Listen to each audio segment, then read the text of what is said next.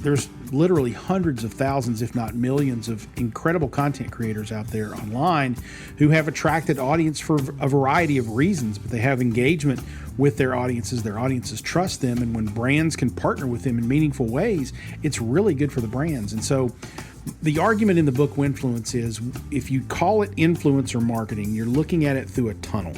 And if you just take away that R and focus on the verb of influence, the action that you're trying to take, rather than the person that you're trying to take it with or the noun that's involved in that equation, now all of a sudden you opened up your periphery and you can see the horizon and you understand there's much more here to be had than, sponsoring a post from an Instagrammer.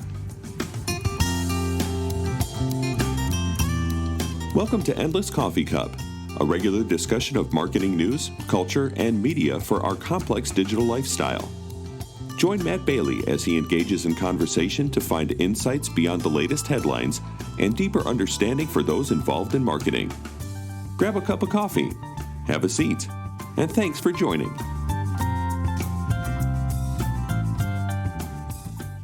Well, hello and welcome again to another edition of the Endless Coffee Cup podcast. And today, I've got a great guest, Jason Falls. Jason and I actually met years ago at a blogger social. If you can believe it, I think that was the late 2000s. But Jason, I remember him because he worked for Jim Beam, and he brought Bourbon glasses for everybody as a gift, and that just stuck into my head. But Jason, you've not only worked for Jim, you've worked for I'm looking at your bio: AT&T, GE, General Motors.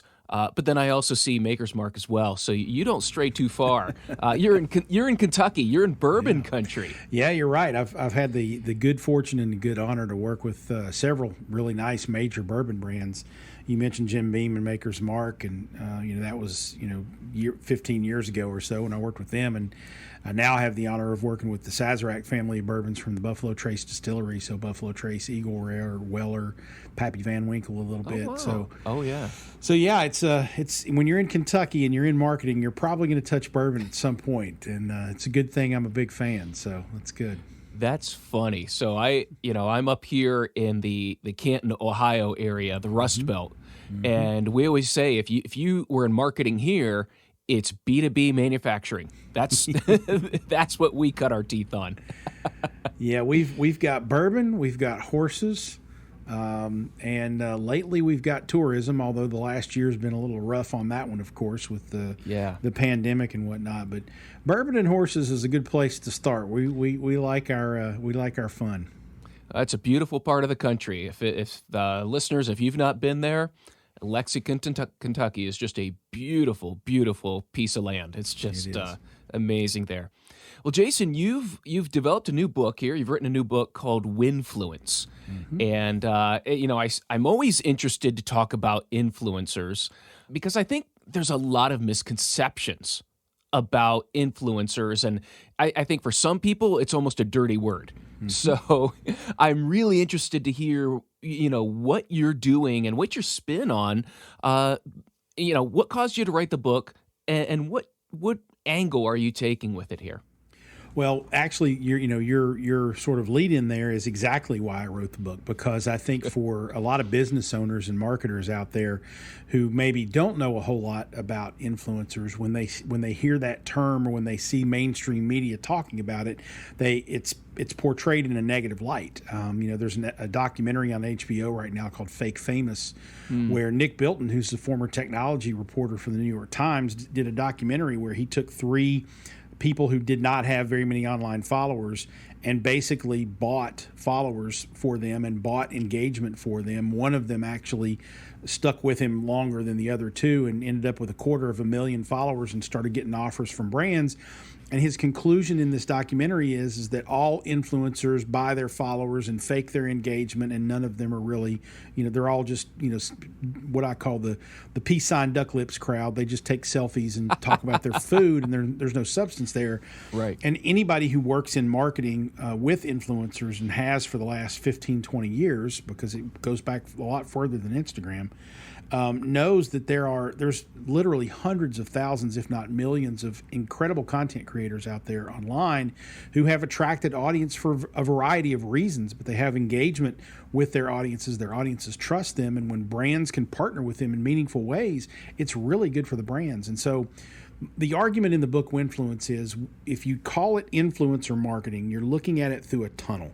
And if you just take away that R and focus on the verb of influence, the action that you're trying to take, rather than the person that you're trying to take it with or the noun that's involved in that equation, now all of a sudden you opened up your periphery and you can see the horizon, and you understand there's much more here to be had than, sponsoring a post from an Instagrammer. Oh, absolutely. I mean, and you look historically at marketing and advertising, there's always been a celebrity aspect to it. But I think it's much more powerful when that is part of the celebrity, rather than them just, standing there posing with a product. That's part of their persona, their personality. So absolutely. I mean, influence has always been an aspect of it. So I appreciate you making that defining it, let's look at the verb. What are we trying to influence? So I like how you've defined that. And so how does it work? How are you proposing this in the book? So really the whole sort of approach to Winfluence, which is just the little clever way of saying practicing influence marketing as opposed to influencer marketing, is really kind of goes back to that core principle of, what are you trying to do? You start with your goal. You're trying to influence an audience to take action. And so depending upon your brand, depending upon, the type of audience you're trying to reach, where you can potentially reach them, you have to ask yourself, okay, who or what influences them? It might be that an audience is influenced, if it's a beauty brand, they're influenced by people with lots of followers on Instagram and YouTube doing beauty content. But if you are a local business and your target audience is maybe 30 and 40-year-old women, then it could be that the president of the local PTA might be as influential as anybody else that you can deal with. So you've got to think about influence, not influencers, and that gives you the opportunity to think about offline influence and other ways to get to the audience that you're trying to reach. We have a great case study that we did, here at Cornett with the University of Kentucky healthcare system a couple of years ago. And, kind of long story short, we were trying to drive activity around an online film that kicked off a big campaign. And we wanted to get people to watch a 2-minute movie about a hospital, which is kind of hard to do because who wants to watch a 2-minute movie about a hospital, right? But what we did is we found online influencers. Remember, we're geographically confined to this footprint of this hospital. We found online influencers who do impact that local audience. But more important to our strategy was getting the mayor and the president of the Urban League and a local dentist who was really popular, and lots of people who influenced the community, not online influencers, involved. And the launch was a resounding success and enticed people to not only interact with the video but tell their story about their interactions with the healthcare system. And we've taken those stories now and parlayed that into a kind of a new content wing on the website that's helping them with SEO and everything. So the whole idea of influence marketing instead of influencer marketing opened up our opportunities to do so much more. Oh, absolutely. And I love that example because it's so full of context that we're trying to influence a community, which, I love the offline aspect, but just, I think so many times when people think of influence or influencer marketing, they're thinking of, I've got to contact an agency and that agency is going to go find influencers with millions of followers, and that's how I'm going to build it out there. Rather than taking that time and thinking about who, what, and working through, I mean, it was a very specific strategy, and I love that story because it really brings out the power of influence. It does, and I like to think of it that way. In fact, I'm doing a new strategy now for a client, and yes, I start out with, okay, who influences this audience? And I start out with, okay, who are the online voices? Where are the the blogs, the media outlets, the YouTube channels, the Instagram accounts, etc. I start my thinking there, but then I say, okay, stop, pull back. There are circles of influence for every business and every brand, and if you start with the employees as sort of your inner circle, well, let's figure out how we can arm them to influence their family and friends, and then let's step one circle out and talk about vendors and partners and other businesses that we have a relationship. How can we arm them to influence on our behalf? Then you take another step out from that, and maybe you're talking about the media, or maybe you're talking about other people in the community. And so there's lots of different audiences that you can find for your business where you can map influence to ultimately reach the audience that you're trying to reach. And so, my head is still in the online influence world sometimes, but in order to really do our clients justice, we've got to say, where can we drive influence? And it may be online, but it may also be offline. So we have to consider that. It reminds me of a campaign I worked on in a tourism aspect where interviewing people, the geographical area was huge. Mm-hmm. And what we found was that people wanted the insider's view.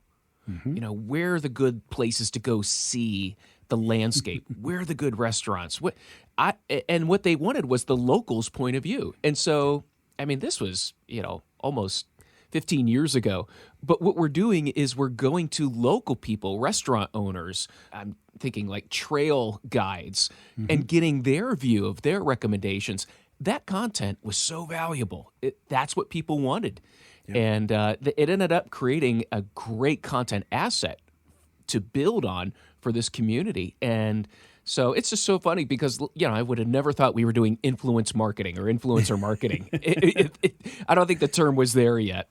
Yeah, that's true. And actually, there's a couple of different ways that I would sort of interpret that for folks. One of our clients at Cornett is Visit Lex, which is the local CVB for Lexington, Kentucky.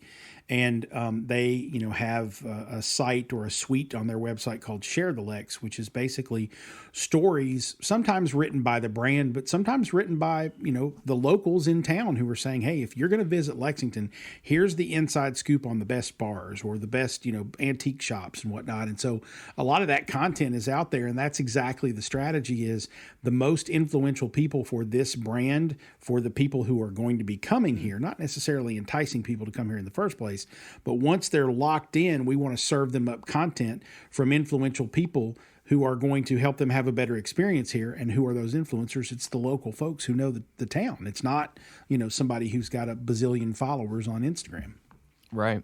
So really, so when we start looking at that definition of an influencer, really, it's exactly opposite. Like you said, it's the duck lips peace sign. It's exactly the opposite of what people think. Yep. And so the challenge, I would say, I would be, who is the influencer? That seems to be the challenge then of identifying. It really is. It's identifying, who influences your audience. And think about this.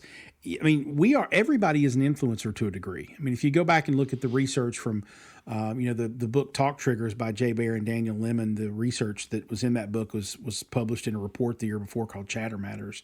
And one of the things that they asked is, asked this survey of people, who do you turn to? Where do you turn for advice on major purchases? And, their experience with the brand and or their own, personal experience was 1 and 2. But the next 3 were family and friends, online reviews, and expert reviews. And right. So if you look at those 3 categories, particularly family and friends, by definition, everyone is an influencer because we have families and friends. I've also been standing behind people having a conversation at the grocery store about something. Might not be a product, it might be a TV show or something, but they influence whether or not I want to watch that show or whether or not I want to, consider buying this particular product or going to an event. So we all have some degree of influence. The challenge for your brand or your strategist or your agency or whatever it is, whoever it is that's kind of formulating your influence marketing approach, is you've got to try to identify who are the most effective and persuasive influencers for the audience that we're trying to reach within the context of what it is we do. because again, your mother may be great at giving you advice on what headache medicine to take, but you're probably not going to turn to her for advice on which club to go dancing at, right? So you have to define the context and understand, all right, who are the right influencers, and then how can we develop communication strategies to empower them to influence on our behalf? Yeah, that's powerful. I mean, the funny thing is it makes so much sense because it's common sense.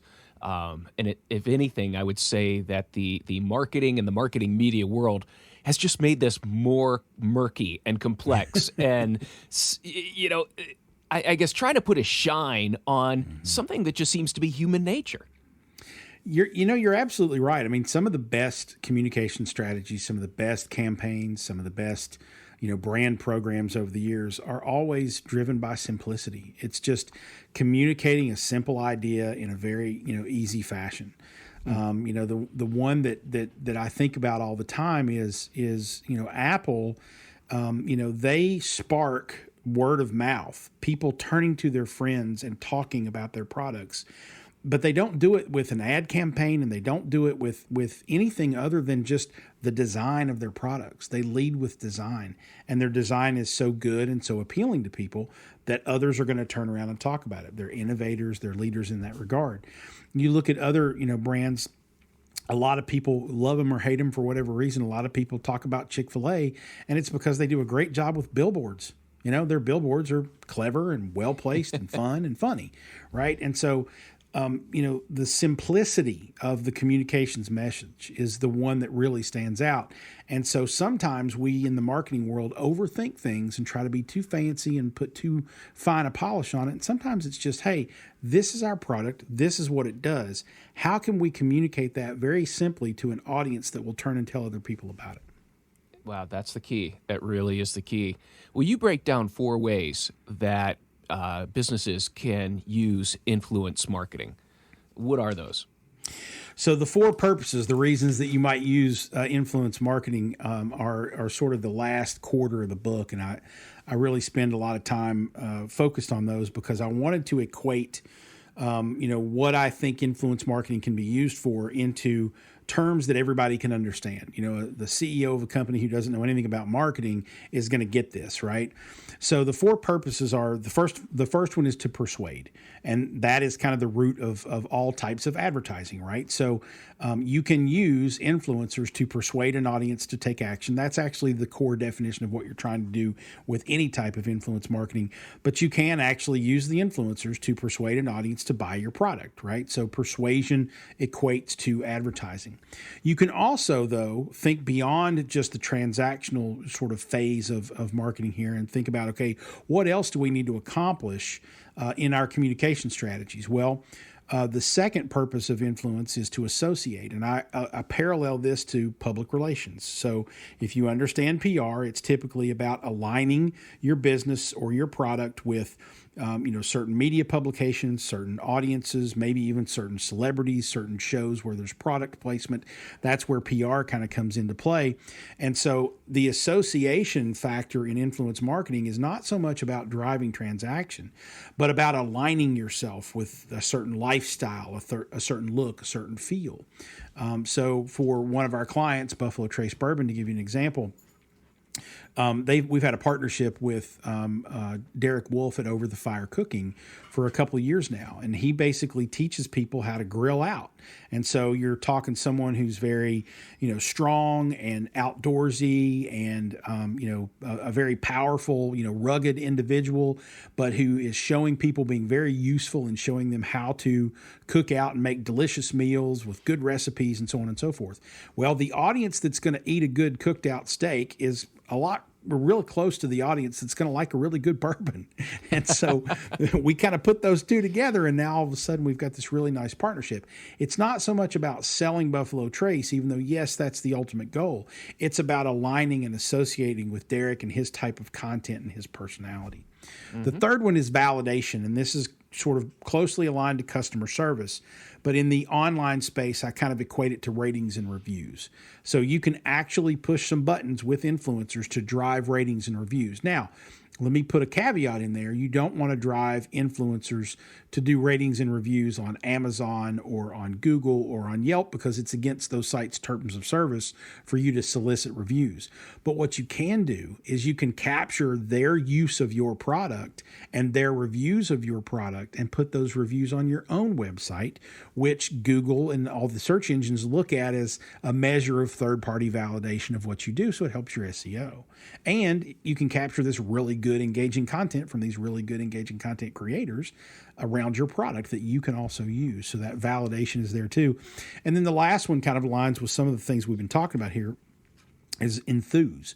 So you can use influence marketing to drive enthusiasm around your brand, which I align to word of mouth. So it's, again, getting people excited enough to turn around and tell somebody else about what you're doing. And so if you build a really good influence partnership, I'm sure there are people out there who might watch a couple of episodes of Over the Fire Cooking on YouTube with Derek Wolf, and he's toasting Buffalo Trace at the end of that. I'll guarantee you that that's going to cause someone to say, hey, let's go get some Buffalo Trace and see what this bourbon is that Derek's drinking. And then they're going to drink it and realize it's really good and go, hey, you should try this Buffalo Trace. Now they're turning around and telling their friends, and that's driving enthusiasm through an association with an influencer. Mm-hmm.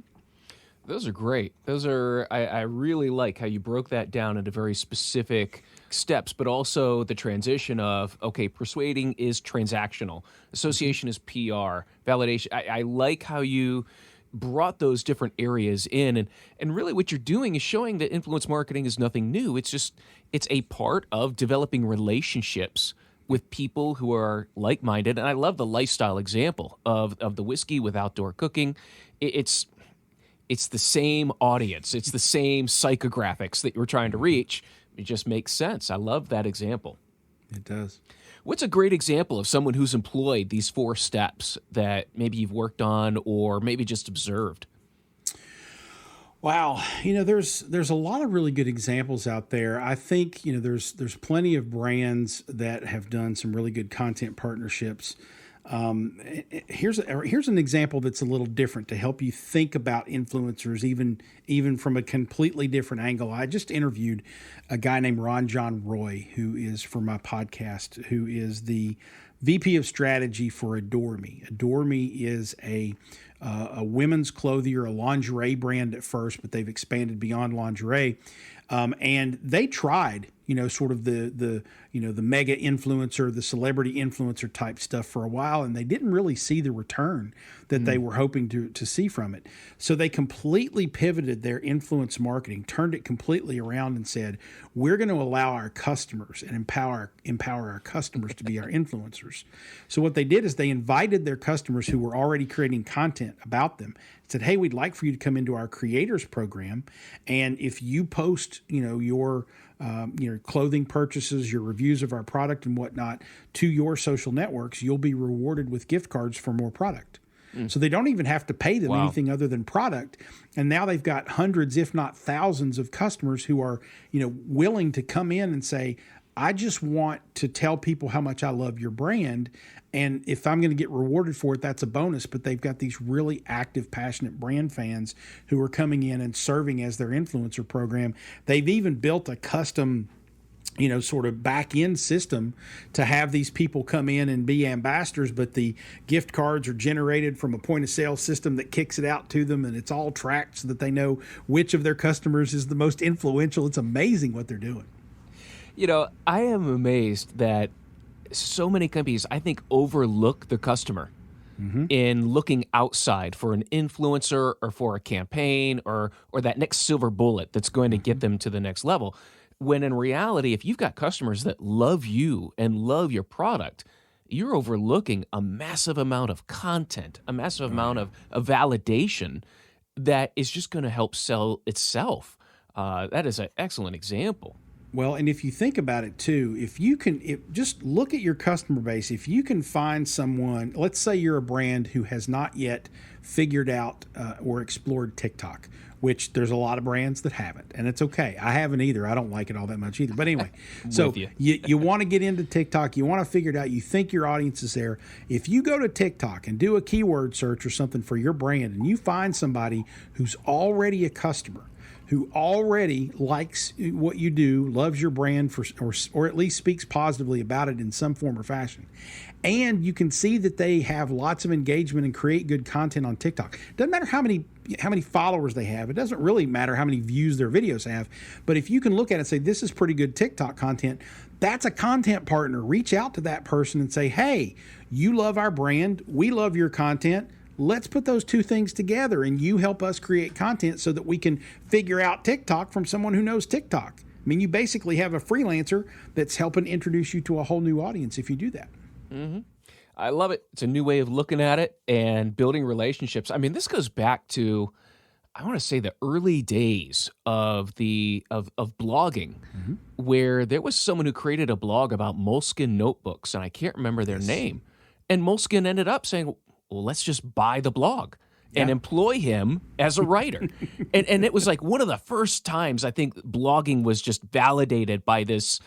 And we started to see that. But in reality, that's exactly what you're talking about. This is influence. This is developing partnerships, or even at most extreme, let's bring it in-house. Yeah, absolutely. And there are a number of examples now of folks just like that, influencers who have started talking about their love of a brand online, and the brand reaches out to them and creates a partnership. And I'm sure there's probably some examples out there of people just like the Moleskine guy who ended up getting hired by the company because they love the brand so much that the brand said, okay, let's bring you in and have you work for us. Yeah. Okay, so let's look at the other side of this. What are some of the mistakes that brands make? That's one. And then, well, maybe I should hold this till, because the other concern, especially when it comes to influencer marketing, and I don't know about you, Jason, but I saw articles like this all the time, and they never sat well. And it was, you have to give up brand freedom. And some of the articles were just, you need to just let go, let the influencer do whatever they want to do. And this was in the era of the Paul brothers, that if you're going to get Jake Paul to do something, you need to let him do whatever he wants with your brand. Those articles never really sat well with me. So I'm curious. That's why I'm asking you this in two parts. Number one, what are mistakes? Two, when it comes to brand freedom, and what parameters would you put on that? Sure. Well, I think we've reached a point where, obviously, if you're going to go and do something with one of the Paul brothers, you're going to have to be kind of on the bleeding edge of taking risks, right? Because that's a level of content. I mean, if you're sponsoring PewDiePie, you're out there on the fringes anyway. Yep.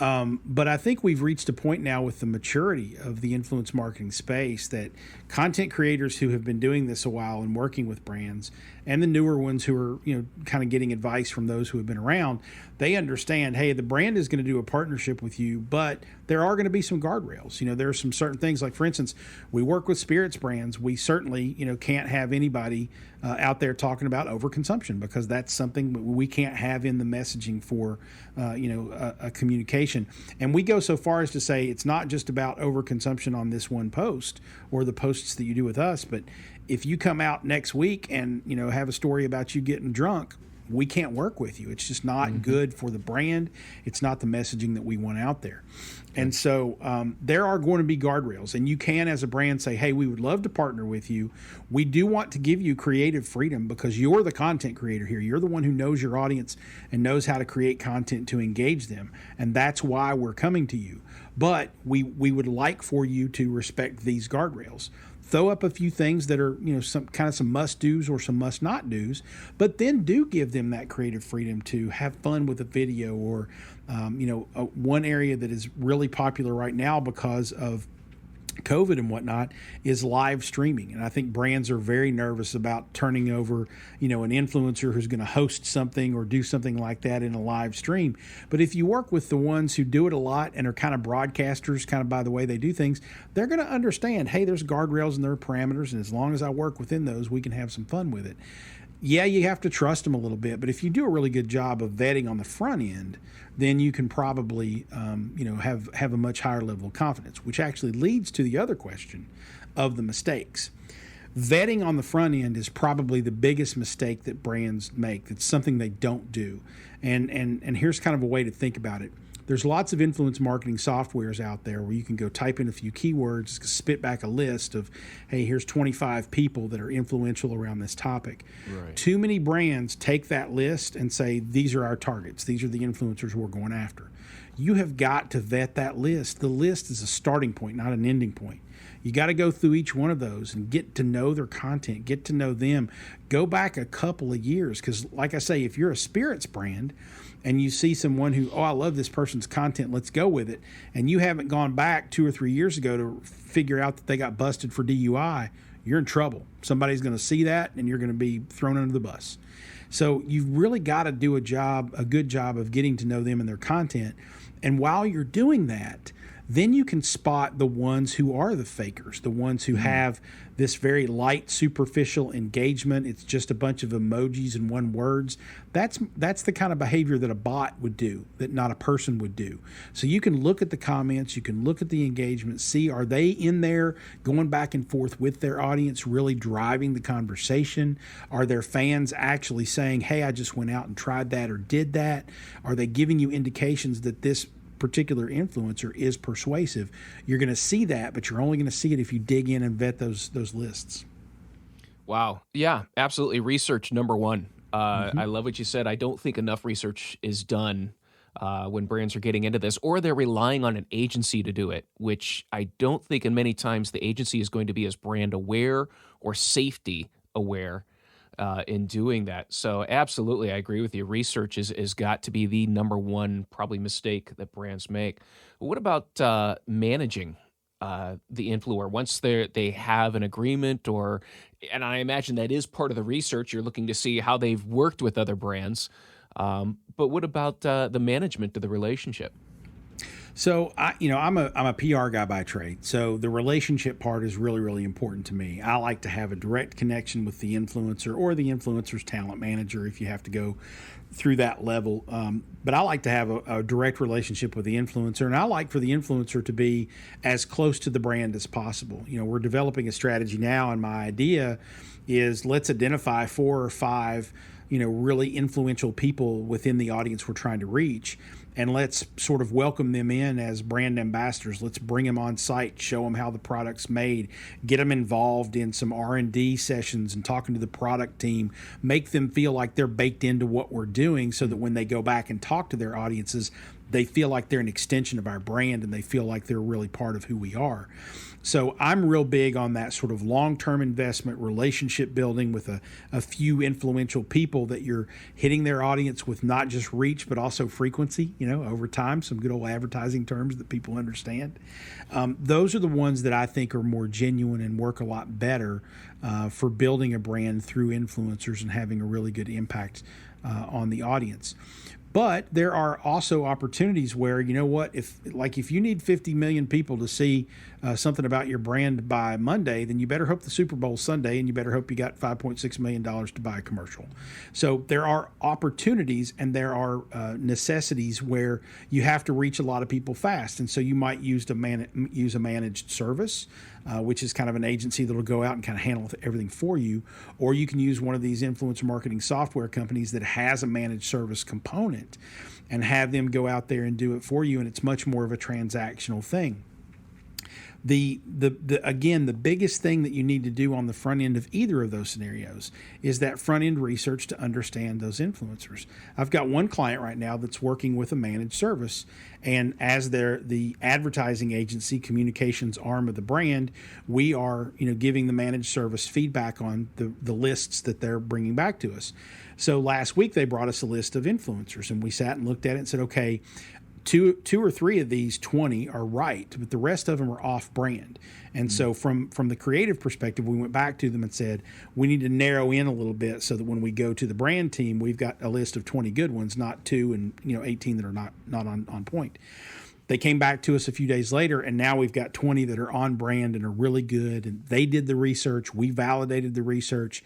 Now we've got a roster of influencers we can go back. So again, it all goes back to understanding as deeply as you can the influence partners you're choosing so that you have a better chance of being aligned, being on brand, making sure that they're going to work within the parameters you want to work. And you can do that manually, or you can use managed service and software to handle all that.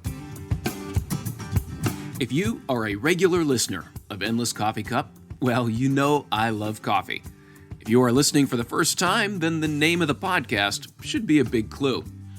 I love conversation, and I think that we have a lot to learn from each other if we only take the time to sit and talk over a cup of coffee. Maybe we'll come to a resolution, maybe not, but at least we've learned from each other. It's in this spirit that I'm happy to announce a regular sponsor of the Endless Coffee Cup, a coffee sponsor. In Care of Coffee is a coffee company that is unique in the market.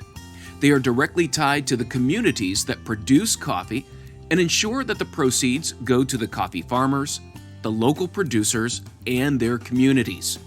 There are no middlemen or markups. The proceeds from the sales go directly to the communities that work so hard to bring us the enjoyment of a great cup of coffee. Go to incareofcoffee.com, follow the link in the notes, and use the code ENDLESS to get 10% off your order. Again, that's the discount code ENDLESS to get 10% off your order. I'm enjoying the whole bean Wewe Tenango coffee today.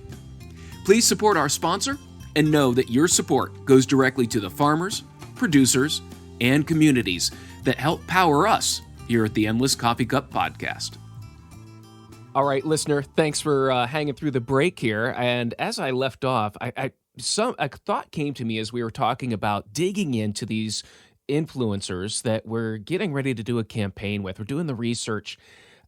Jason, in today's cancel culture, and we've seen numerous examples of this where a tweet or a post from 10 years ago is coming back to haunt people. And you had mentioned that earlier, that if you're doing something with a spirits company, they've got to have a clean record and they've got to have a clean. How often is this a concern? And is this something that, if you want to be an influencer, and part of it is I'm not recommending influencing as a job. I'm not recommending it. But this is something that I feel like any professional or anyone who wants to have a business visibility, that maintaining or understanding what you've posted maybe 10, now we're getting to 20 years ago, this may come back on you. I mean, have you experienced part of this? Yeah, a little bit. And, 2020 was a year where, the social landscape changed a lot for brands. For the first time, really, in history, you had a number of brands, not one or two, but, dozens of brands saying, we're going to take a stand on Black Lives Matter. We're going to take a stand on some of these social issues. And there were also influencers who were taking a stand, but they were taking a stand without, communicating back with their brand partners and saying, are you okay with this? And so some influencers lost some of their brand connections because the brands they were working with weren't comfortable with taking a stand. Not necessarily that the brand disagreed with them. They just weren't necessarily interested in being associated with someone who was so, forward on certain particular issues. Right. So we have entered a new era where the social conscious is a big part of a brand's decision on who they want to work with.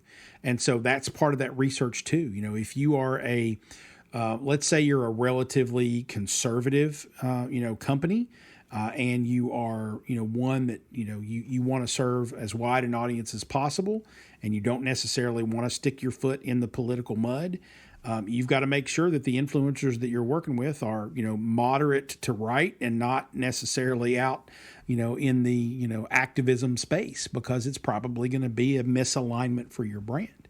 So it's definitely something you got to watch out for. I just read an article not too long ago, an influencer from Sephora who was working with Sephora, made some statement about the incursion in the Capitol that was, insensitive, and Sephora just said, you're gone. Sorry, we're not working with you anymore.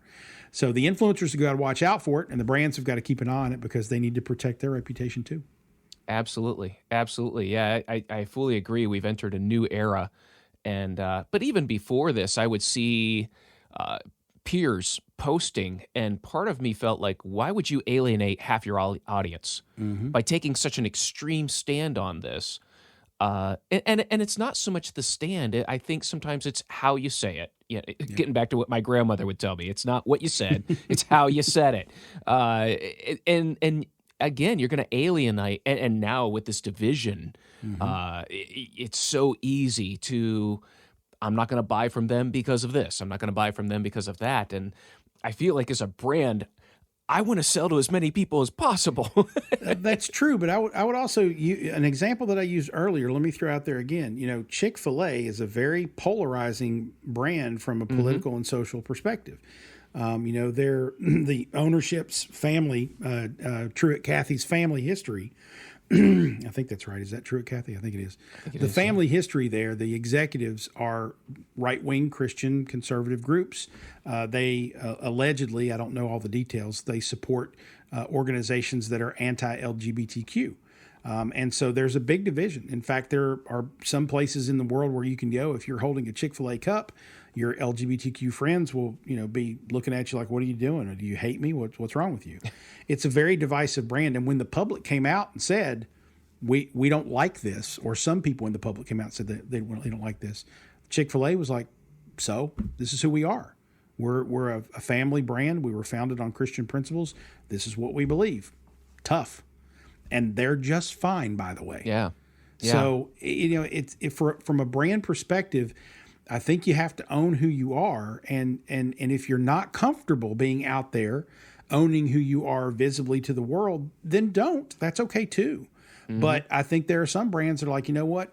I'm taking this side of this issue because it's who I am and that's who the company is and that's what we support. And I don't see anything wrong with that necessarily because we're in a big world and it's not an in-sum game. Everybody can win. That is very, very true. That is a good example. And there are brands that make that stand. And part of that is, and from that consumer standpoint, am I going to...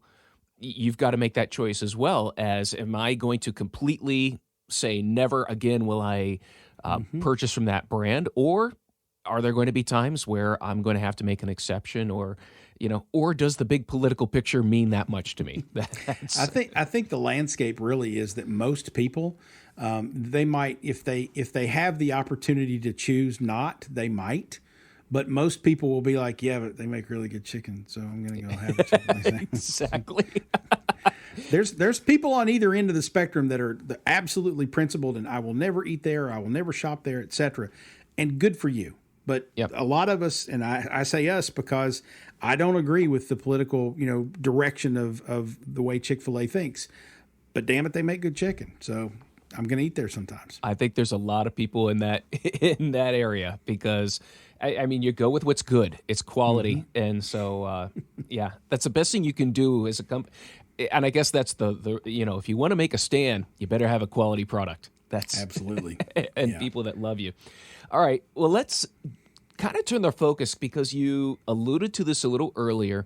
And that is, and here's the big question that I always get about not just influence marketing, but anything that has to do with social. And that's measurement. I mean, that is the big question. How do I measure? What goes on with that? That's my favorite question. Exactly. And of course, as you know, we get it a lot. But it's my favorite question because I honestly think, and I hope that what I'm about to say will maybe enlighten some people and make you see things a little differently.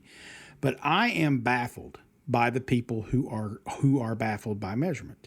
I just scratch my head and say, well, this is not hard. This is really not. This ain't rocket surgery. This is not hard to do.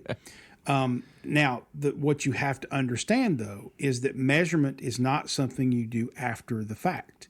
It is something you do from the beginning all the way through. Right. And so my sort of mantra that I try to remind everybody that I work with around is we have to plan to measure. And that means when you're starting your strategy and you set your goal, you have to plan how you're going to measure to that goal. And now, if your goal is we want to drive more sales, then you obviously have to be able to track how many sales you have. That's pretty simple. But you're also going to want to lay data traps along the way to capture KPIs, key performance indicators, because the sales is your VPI, the performance indicator. But you're going to want to trap your KPI data along the way so that you can understand how are you doing? Are you headed in the right direction? If you don't know how you're doing along the way, then you won't be able to course correct if you've made a wrong turn or if you've made a wrong decision or if the market's not responding the way you had anticipated. So this is true for influencers. It's true for social media. It's true for any other part of marketing. So if your goal is brand awareness, you want to make more people aware of what you're doing, then you have to start with a plan to measure awareness, which means you have to start with a benchmark. How many people are aware of you now? Because if you don't know that, then how many people you measure at the end is not going to matter. You're not going to be able to compare it to anything. So you start out with a Q score, a survey, social listening to see how many people are talking about your brand at this particular point in time. And then you set the data traps along the way, the key performance indicators that are going to tell you how if you're headed in the right direction, like how many impressions you're getting from your social content, how much reach are you getting from your influencers or your online media, how many comments are happening, how many those social listening measures, how many people are mentioning you. You trap those key performance indicators along the way so that you can see the trend. So that if the trend is not looking good, you can say, okay, we're doing something wrong. Let's reconfigure and figure out how we need to make more people aware of what we do. And then at the end, you hopefully go back to that same initial benchmark and measure the same thing to see what the difference is. And that's how you measure your return on awareness. Now, ROI, return on investment, is a little misleading because it's an accounting firm. It's how much money you made minus how much money you spent divided by how much money you spent, I think, is the equation. It's a math thing, so I'm not real good at it. But it's an accounting term. If your goal is awareness, you don't measure awareness in $56,000.27, right? You measure awareness in the difference between aware now versus aware then. So understand that the ROI is sometimes the wrong question. If the goal is revenue, if the goal is money, then absolutely ROI is valid. And you can correlate increases in awareness to increases in sales. But understand and level set those expectations with your executives or your clients up front. Hey, if they're going to ask the ROI question, then our goal has to be driving money. And then we can correlate all the other things. Yep. I understand why this is your favorite question. So in the past, I want to say in the past 4 months, I have trained about 30 companies in analytics through online workshops. 2 questions that always come up. How do we measure? Second question, consistently, how do we determine benchmarks? And that blows my mind because, I love how you pointed that if you don't have a benchmark, you don't have anything to compare to, I can't tell you if you're doing good or bad. And it's amazing how in every session, benchmarks comes up as an obstacle. In fact, yesterday, I had the lead data scientist for a major company tell me that when they're planning to measure, they're doing an awareness campaign, but here's the stakeholder, the VP, saying, but I still want to drive leads. and this is, and so organizationally, measurement is just a problem from the top down of the expectation of what measurement does and its role. But, this is an awareness campaign, but I still want to drive leads. Sure. Well, what I would say then is you need 2 campaigns. You need one to drive awareness and one to drive leads. And you can correlate the two, sure. But you're trying to do 2 separate things. The more goals you have, the harder it is to make sense of any of them. Absolutely. So if you have one goal and everybody's pointed in the same direction, you're going to be a lot happier with your results. Absolutely. I like how you walk through that. Yeah, you could go all day on measurement. It's a great topic. And that's one of the things I love what you pointed out, because I tell people if analytics or measurement depended on math, I'd be in trouble. If there's dollar signs next to it, we're good.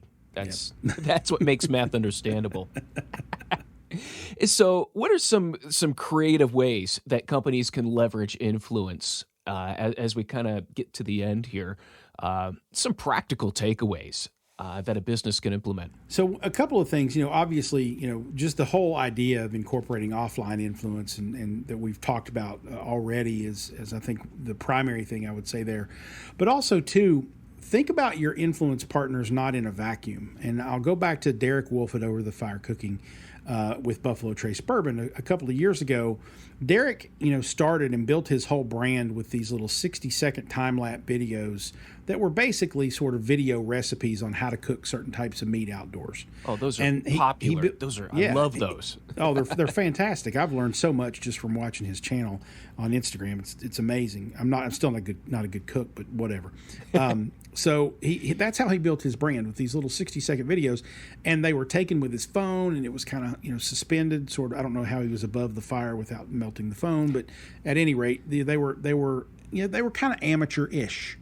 And so we actually went to him after we had partnered with him for a while and started to really see some good traction and realized this is a guy we want to build a relationship with.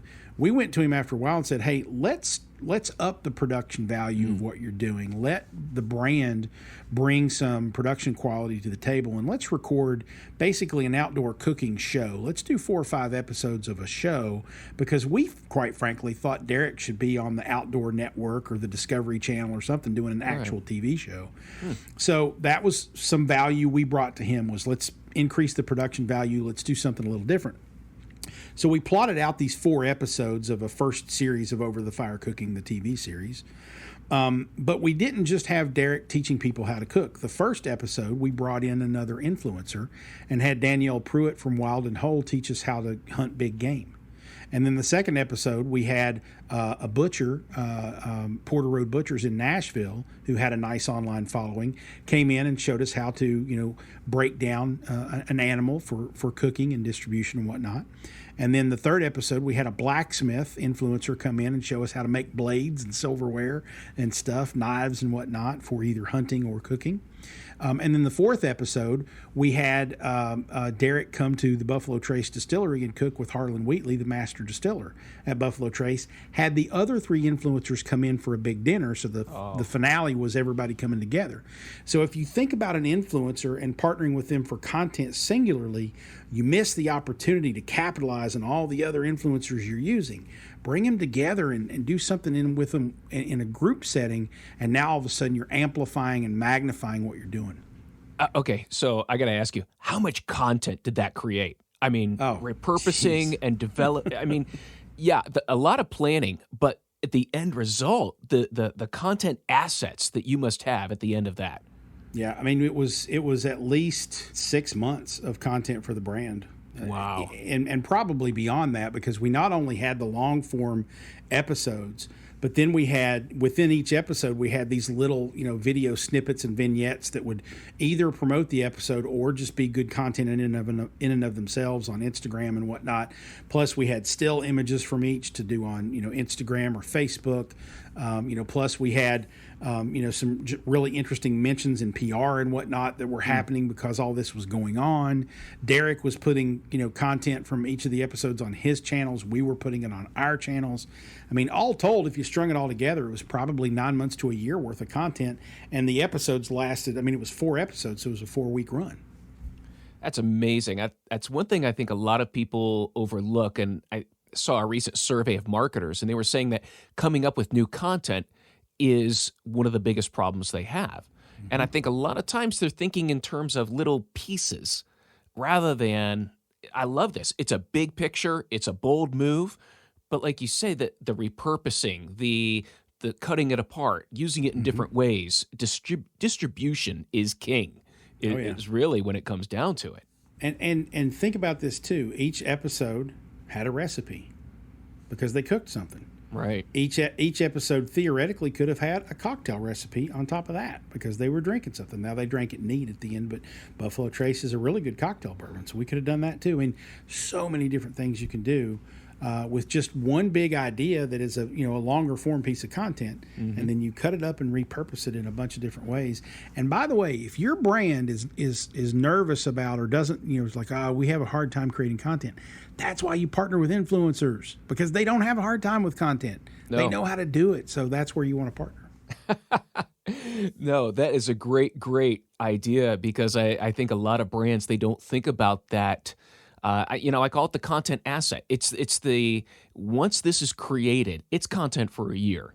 Oh, yeah. And it's something that you continually build rather than do these constant one-offs that they live on their own. No one probably ever looks at them, but you can just redevelop, repurpose, reuse constantly for a number of years.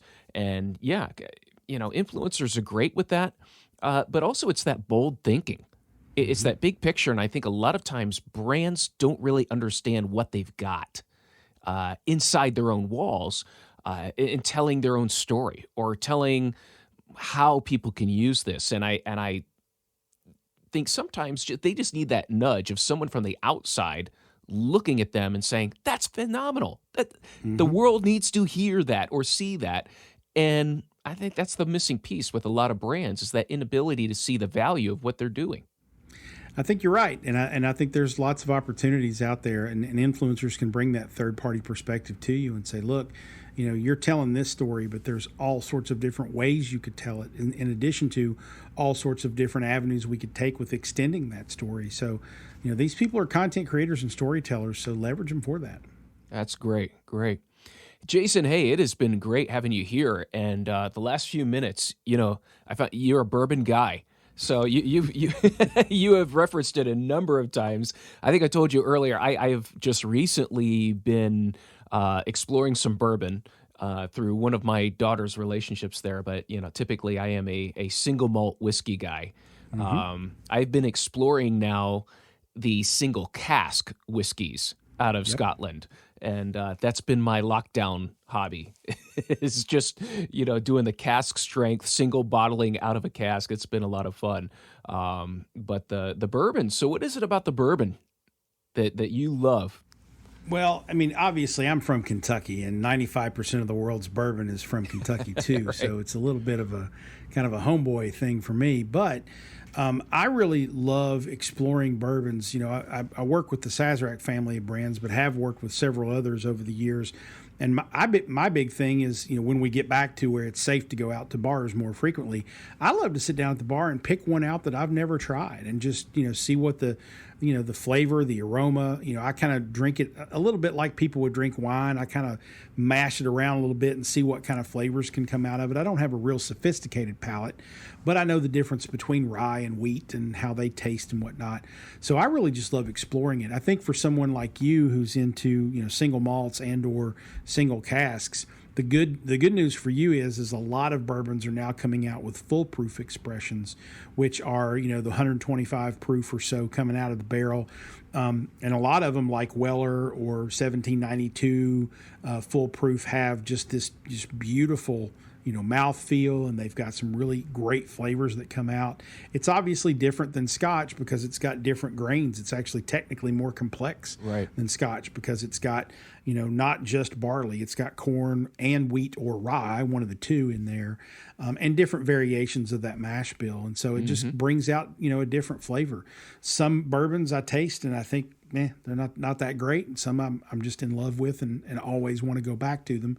Most of the ones I always want to go back to are really expensive, though. I got to work on that. I've noticed that as well in the Scotch world. The ones I really, I would say my favorite ones, though, when I'm asked to describe it, invariably it's butter. Yeah. I don't know why, but butter seems to be at the top of the list of the whiskeys that I love. It just has this taste of almost like a toasted butter, and that's what you're talking about there is smooth. Yeah, a toasted butter mouth feel to me, that means it's really smooth. And you can get really high proof hot whiskeys that are still very, very smooth. 1792 foolproof, full disclosure, they're a client, won the World Whiskey of the Year a couple of years ago. And it has that, it's really hot and has a high proof. So if you're not used to whiskey, it's going to burn your mouth. But if you're used to whiskey or you have a few sips of it before you really try to taste it and you let it kind of sit on your tongue, it's got that warm, buttery feel, but it's got all these really cool caramel notes and whatnot that just kind of come out. And you're like, wow, this is really delicious stuff. Wow. Yeah, I always equate that to it's a little angry for being let out too early. That's yeah, that's a good way of putting it. I like it. I usually call high proof hot, and I usually call rye-based bourbon sour, not in a bad way. That's just the feel I get out of my mouth. Yeah. And then wheated bourbons are sweet. They have a much more softer, smoother, mixable kind of flavor. I like wheated bourbons better, which is like the Maker's Marks and the Wellers of the world. Those are my favorite bourbons. Right. I could see that. I've been to Kentucky a few times and played around with those, and always a fun experience to try and experience, different areas and things like that. But yeah, I pick up an angry one every once in a while. But like you said, the fun ones, the whiskey, it's age, anything over 20. Absolutely. But for our listeners, just be aware when we're talking about these casks, when we're talking about this proof, you're only drinking a little tiny bit. Oh, yeah. And for those of you on camera, you can see. Yeah, a couple ounces. Yeah, maybe. And I've had to explain to my kids, we were watching something the other day, and it was on a television show. They're pouring whiskeys in shot glasses, and they probably did 4 or 5 shots. And I'm looking at them going, no, that is, it's not healthy. It's not recommended. Yeah. I'm like, it's bad whiskey. Yeah. It's meant to be sipped over a long period of time. If you have to shoot it, you picked the wrong brand. Absolutely. Right? You need to put that in your mouth, swish it around a little bit, let it settle on your tongue, taste it. That's good whiskey. Absolutely. It's sipping whiskey, sipping bourbon. That's the key. And that's where you really, I would say, you enjoy it more than picking yourself up off the floor. Well, and also, too, if you drink bourbon that way, you actually enjoy it and you drink less. So you don't wind up over-consuming. You don't wind up with a hangover because you're just enjoying the flavor of it as opposed to saying, how many shots can I do in an hour? Because, you're not going to taste any of that and you're going to feel like crap tomorrow. Well, and that's what I always felt like, getting it neat at the end of the day, especially, after a show, I can make that glass last 90 minutes, maybe 2 hours, depending upon the conversation, because you're not attacking it. You're just enjoying a good taste. So it's like a good sunset, man. You start out at about 5:30, 6 o'clock, and you sit there with it till 7:38, man. Just let it go. Yeah, and the flavor changes, the complexity changes, getting that oxygen in there.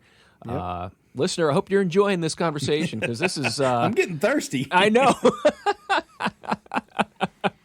Well, this is a cup of coffee, right? That's close. Yeah, I'm doing coffee right now, and, in a couple hours, maybe I'll break out a Macallan or something. But there you go. That's a good one. Hey, Jason, it has been a lot of fun talking with you. Definitely want to give you a chance here if listeners, if they want to find out more about you. I know you've got a couple of podcasts and a couple of things going on. Where can people find you? And I'll also put the links in my show notes. Sure. The easiest way is jasonfalls.com. I think I've got links to everything there. The 2 podcasts, one is Winfluence, the influence marketing podcast, which is a companion piece to the book Winfluence. You can also find the book information at jasonfalls.com, so real one-stop shopping there for everyone. The other podcast is called Digging Deeper, and that's one that I do with my colleagues at Cornett. And we talk about our tagline is we make creativity your business advantage. So on the show, we try to talk to people from the more in the broader marketing sense of the word and space, and people in the creative space as well to drive strategy and creative discussions there. So we've interviewed everybody from CEOs of companies to folks who are social media managers, just talking about how they attack the world of marketing strategy and creative. So it's a lot of fun. Great. Love to hear that, and love to hear people, developing amazing content and helping people tell their stories. So, Jason, thanks again. It's been a pleasure having you on board here. Matt, it's great to catch up. It's been far too long, my friend. It has. We'll have to get together next time I'm in Kentucky, and I'll look forward to that bourbon tour. Absolutely. All right. Hey, listener, thanks again for listening to another episode of the Endless Coffee Cup, or if you've been sampling the bourbon or whiskey, the Endless Whiskey Glass episode here. Thanks again. Look forward to seeing you again in the next episode of the Endless Coffee Cup.